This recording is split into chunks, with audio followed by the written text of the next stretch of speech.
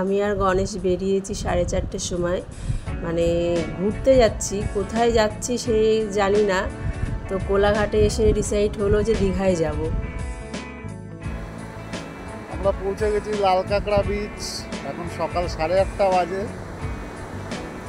8:30টার সময় আমরা পৌঁছে গেছি লাল কাঁকড়া বিচে। বিউটি দেখো কী করছে, বিচের ধারে ঘোরাঘুরি করছে। আর ওইখানে সব জেলেরা মাছ ধরছে। এই দেখো জেলেরা সব মাছ ধরছে, মাছ ধরা হয়ে গেছে। এখানে সব মাছ ধরে, তো ওই জন্য মাছের গন্ধটা বেশি।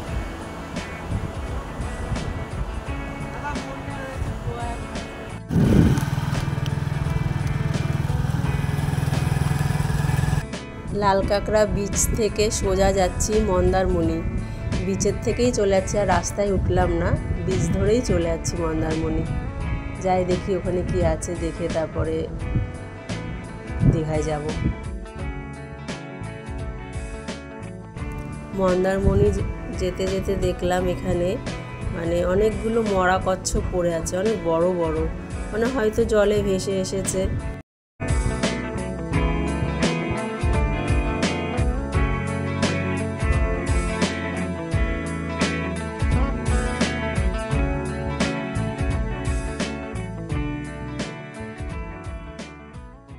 চলে এসেছি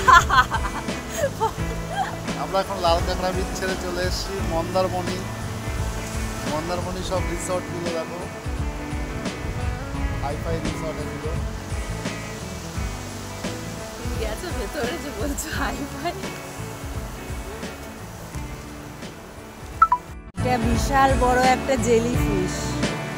ওখানে আর একটা ছিল, ওটা বেশি জলে ছিল, আমি জলে নামবো না বলে তুলতে পারিনি, কিন্তু এটা ডাঙায় আছে বলে তুললাম।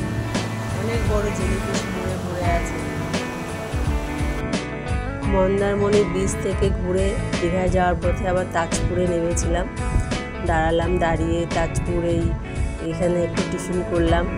টিফিন করে তারপরে দীঘার দিকে আবার যাব।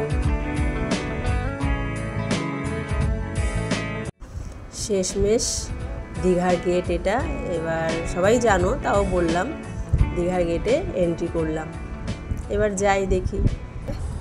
প্রয়াগরাজ যেতে পারিনি বলে দীঘা এসে হোটেলে বসে আছি, এখন ঘুমাবো। 2 দিন পুরো টানা ঘুমাবো, 2 দিন মানে ঘুমিয়ে ভুলবো প্রয়াগরাজ যেতে পারিনি বলে। তাই জন্য অনেক কষ্ট, এত পাপ করেছিলাম, ভাবলাম যে সব পাপ ধুয়ে দিয়ে আসবো। তারপর হোটেলে ঢুকে একটু রেস্ট করে আবার রেডি ফেডি হয়ে একটু সাইড সিন গেলাম ঘুরতে, গণেশ আর আমি। তারপর এই বেরোলাম বাইক নিয়ে। এবার যাচ্ছি হচ্ছে মেরিন ড্রাইভ বলে একটা রোড আছে, সেখানে আবার একটু আমি বাইক চালালাম। তারপর ঘুরে রুমে আসলাম, এসে তারপরে আমি আর গণেশ একটু সুইমিং করলাম। মানে ভীষণ গরম ছিল, অনেকক্ষণ ধরে সুইমিং করলাম করে টোরে। তারপরে হচ্ছে মানে খুব মজা হলো, খুব মজা। আর এই হোটেলটা নতুন হয়েছে, তো আমরা দুজনেই ছিলাম সুইমিংয়ে, কেউ ছিল না। জলটাও খুব পরিষ্কার ছিল, খুব মজা হচ্ছিল সুইমিং করতে। মানে বহু বছর পরে আজকে আমি সুইমিং করলাম। এই হোটেলটা যেহেতু নতুন, পুলটাও পুরো নতুন আর পুরো নিট অ্যান্ড ক্লিন, তাই জন্য আমি আর গণেশ অনেকক্ষণ ধরে সুইমিং করলাম। মানে এতটাই ভালো লাগছিল, আর জলটাও খুব পরিষ্কার ছিল। আজকে শিব পুজো, উপোস থাকি না আমি শিবের, ঠিক আছে, কিন্তু এইখানে দেখো কত শিবের ফুল ফুটেছে। আর আমাদের ওখানে থাকলে শুধু পাতাই পড়ে থাকতো, ফুল আর থাকতো না। আমি শিবের পাতায় ফুলটা দিলাম।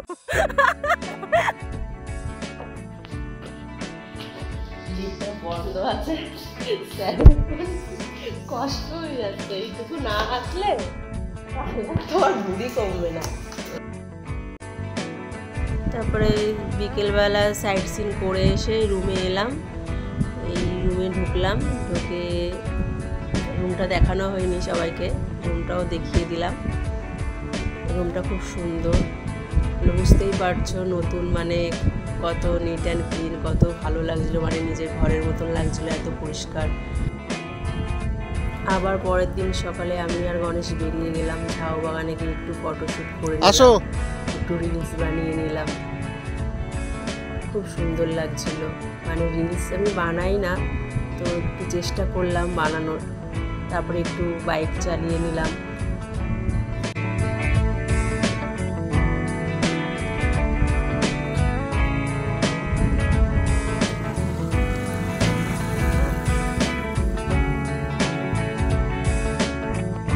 বাইক চালিয়ে তারপরে উদয়পুর এলাম। উদয়পুর এসে একটু এখানটায় কাঁকড়া কষা খাওয়া হলো, বিয়ার খাওয়া হলো। তারপরে আবার রুমে রিটার্ন গিয়ে আবার সুইমিং করলাম। সুইমিং করে লাঞ্চ করে তারপরে আমার একটা ফ্রেন্ডের সাথে ভিডিও কলে কথা বললাম, ফ্রেন্ডটা কল করেছিল। তারপরের দিন আমরা চেক আউট করে হোটেল থেকে বেরিয়ে গেলাম। যাওয়ার পরে তারপরে শঙ্করপুর বিচে এলাম, এসে এখানে একটু ফটো রিলস এগুলো করলাম। খুব মজা লাগছিল, সকালবেলা ছিল, খুব সুন্দর ঢেউ ছিল, এত সুন্দর ঢেউ ছিল। তখন সকালে 9:30 পৌনে 10টা বাজে। তারপর গণেশও একটু ফটোশ্যুট করলো। তারপরে তো আপনারা দেখতেই পেলেন যে কি হলো ওর সাথে, এটা পুরো ভিজে গেল একদম ঢেউটা এসে।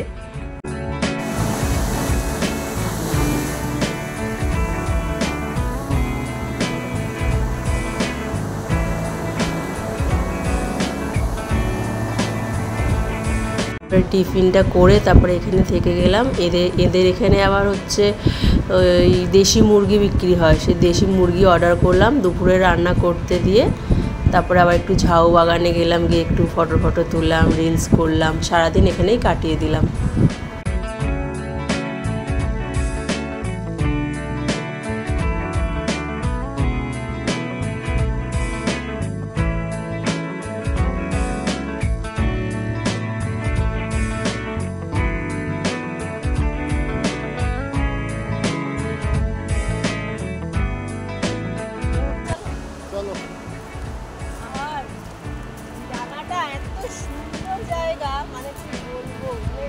পুরো ফাঁকা, এই জায়গাটা পুরো ফাঁকা, কেউ নেই, দেখো কেউ নেই। দুদিনের জন্য একদম ফাটাফাটি।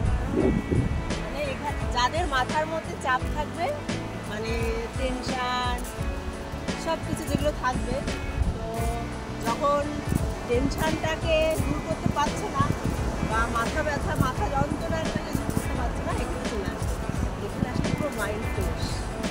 আমার মাইন্ডটাও একটু ডিস্টার্ব ছিল, সেটাকে আমি এখানে এসে ফ্রেশ করে নিয়ে যাচ্ছি। এবার বিন্দাস কাজ করবো। অনেককে মিস করছি, অনেককে, মানে আমার নিজের লোকজন, তাদেরকে মিস করছি। মিস করে এখানে ঘুরলাম, ঠিক আছে, নেক্সট টাইম তাদের সাথেই আসবো। হেভি মজা, হেভি মজা, এই জায়গাটা হেভি মজা। ফ্যামিলি নিয়ে আসলে হেভি মজা, বাচ্চা কাচ্চা সব আনন্দ করতে পারবে। তাজপুরে এসে টিফিন করলাম, টিফিন করার পরে ওখানটাই রান্না করতে এসেছি দেশি মুরগি, দুপুরবেলা খাবো, খেয়ে পুরো বাকি। তাজপুরের এই জায়গাটা অনেকেই হয়তো আসে না, বা জানি না আমরা আসে কি না, কিন্তু এখন দেখছি পুরো ফাঁকা, মানে একজনও নেই। মানে আমার পেছনে তোমরা দেখতে পাচ্ছ হয়তো, একজনও লোককে দেখা যাচ্ছে না, কাউকে দেখা যাচ্ছে না, এদিকে কাউকে দেখা যাচ্ছে না, শুধু আমরা দুজনেই। সকালবেলাটা আসলে খুব ভালো লাগবে। যেখানে আমরা খেয়েছি তার নিচে পুরো জল আর জল, মানে যে আর কি হোটেলগুলো বানিয়েছে বাস দিয়ে নেবে, ঝাউ গাছ দিয়ে, পুরো সেই তার নিচে পুরো জল, আর আমরা ওপরে বসে খাচ্ছি। মজাটাই আলাদা, মজাটাই আলাদা। আমরা যেখানে খাওয়া দাওয়া করেছি সেই জায়গাটা দেখতে পারবো। এই দেখো আবার একটা জেলিফিশ দেখছি আমরা, বিশাল বড় একটা জেলিফিশ। কিছুক্ষণ আগে একটা দেখেছিলাম, তখন জলটা এখানে ছিল। আর দেখতে পাচ্ছ মনে হচ্ছে, এই দেখো কত বড়,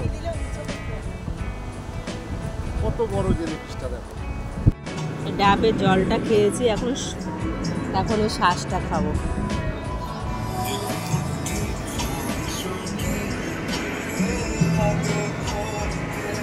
পাতলা শাকটা খাও, পাতলা ভালো। আমরা এখন খেতে বসেছি, রান্না করতে দিয়ে গেছিলাম, ঘুরে টুরে এসেছি। যে গণেশ খাচ্ছে,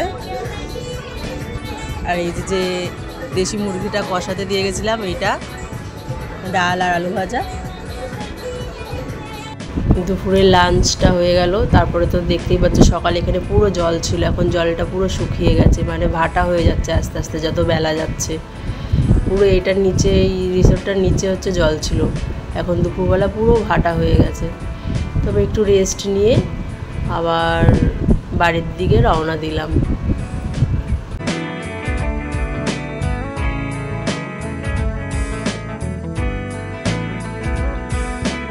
আমরা রাস্তা থেকে যেতে যেতে দেখলাম একটা সূর্যমুখী কি বলে এটা, সূর্যমুখী ফুল, কি সুন্দর লাগছে বাগানটা দেখে না, মানে দাঁড়িয়ে গেলাম, এত ভাল লাগছে।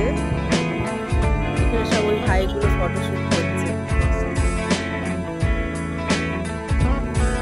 তারপরে আর দেখে লোভ সামলাতে পারলাম না, আমি আর গণেশ একটু ফটোশুট করে নিলাম, করে তারপরে আবার বেরিয়ে গেলাম।